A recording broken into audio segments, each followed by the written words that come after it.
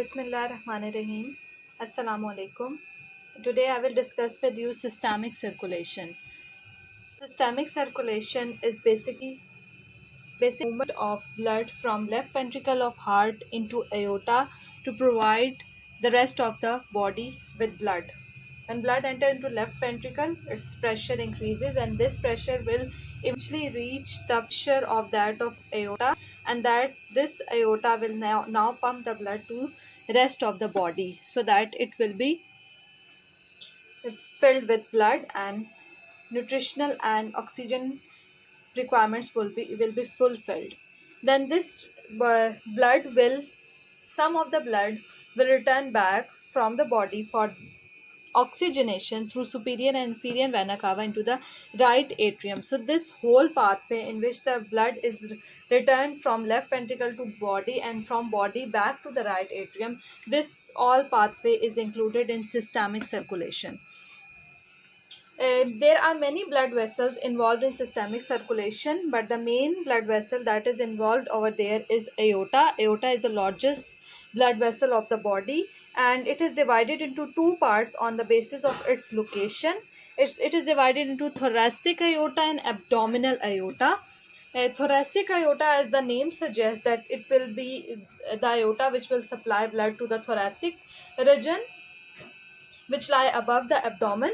And abdominal aorta, as the name suggests, it will provide blood to the abdomen. Thoracic aorta is further divided into ascending aorta, which is the starting branch of the thoracic aorta, arch of the aorta, which is basically a curve, and then descending aorta. Descending aorta is the descending branch which will move downwards to provide the areas located above abdomen.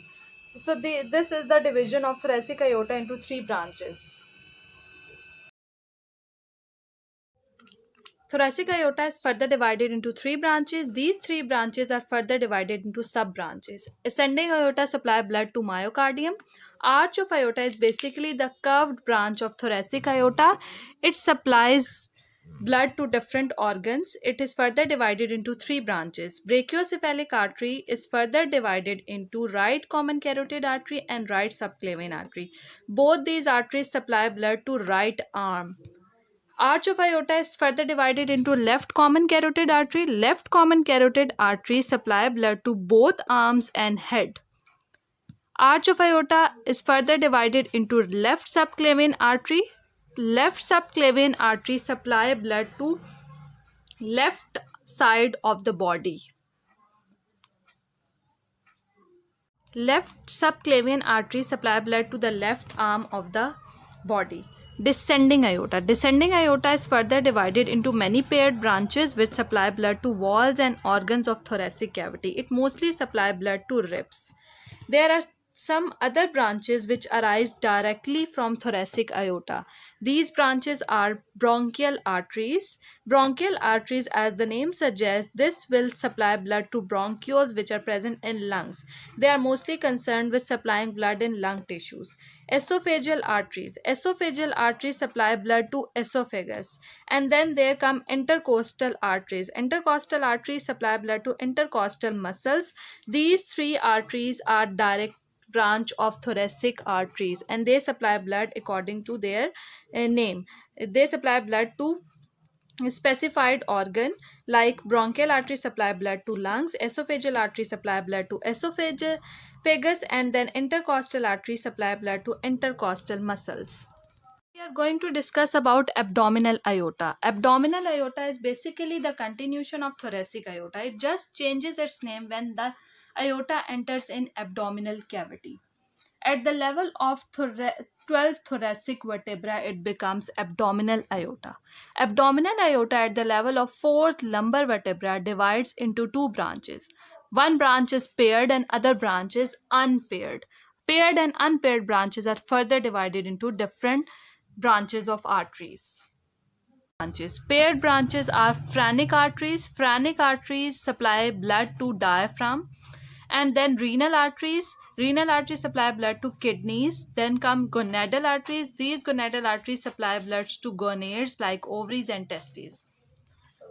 Then there come unpaired arteries. These arteries are not present in the form of pair. These are single artery, and then they are divided into celiac arteries. Celiac arteries is further divided into three branches.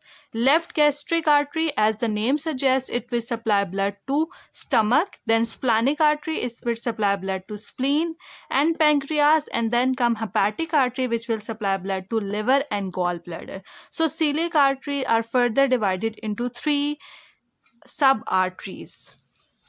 Unpaired branches are divided into celiac arteries and superior mesenteric artery and inferior mesenteric artery. Superior mesenteric arteries supply blood to entire small intestine and half proximal large intestine.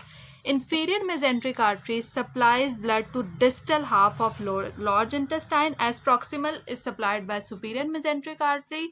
So distal part of large intestine will be supplied with inferior mesenteric artery.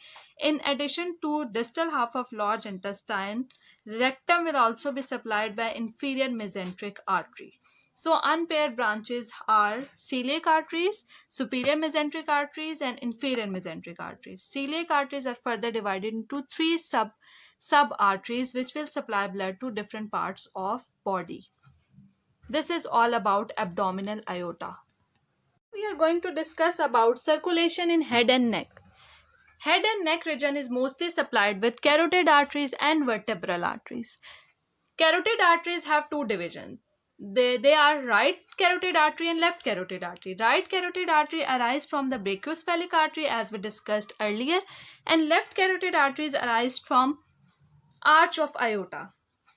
The right and left carotid artery are embedded in a sheath which is known as the carotid sheath, and then they become common. They join with each other and then they become common carotid artery.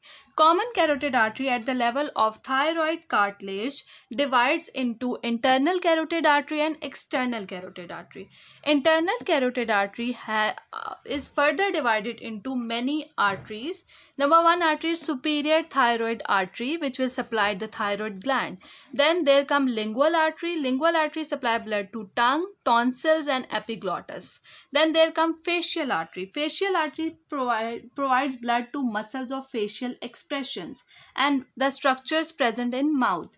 A pulse can be felt where the artery crosses the jawbone. जहाँ से ये artery jawbone को cross करती है वहाँ पर एक pulse feel की जाती है. ये जो pulse feel की जाती है jawbone के area में, ये basically pulse produced हो रही है by facial artery. Then there come occipital artery. Occipital artery supply blood to scalp, and then there come maxillary artery, which supply muscles of mastication, and a branch of the artery, the middle meningeal arteries, provide internal structure of the skull. Maxillary artery muscles of mastication और chewing muscles को supply करती है. उसके अलावा ये एक और branch देती है जिसको हम कहते हैं meningeal artery. ये meningeal artery interior of the skull को blood supply करती है. Then there come external carotid artery. External carotid artery and vertebral artery supply blood to the common region. This region is known as circle of Willis. What is circle of Willis? Circle of Willis is basically the greater part of the brain. This part of the brain is receive blood in such an oriented manner that if one artery get damaged, this will be supplied by the collateral branch of the artery, so that this portion will never get diminished blood. ऐसा नहीं हो सकता कि इस area को कभी blood ना मिले, क्योंकि अगर एक आर्टरी डैमेज भी हो जाएगी तो कोलैटरल ब्लड सप्लाई की वजह से इस एरिया को ब्लड की सप्लाई होती रहेगी. That's why external carotid artery and vertebral artery both are involved in supplying blood to circle of Willis, and circle of Willis is the major and greater portion of brain.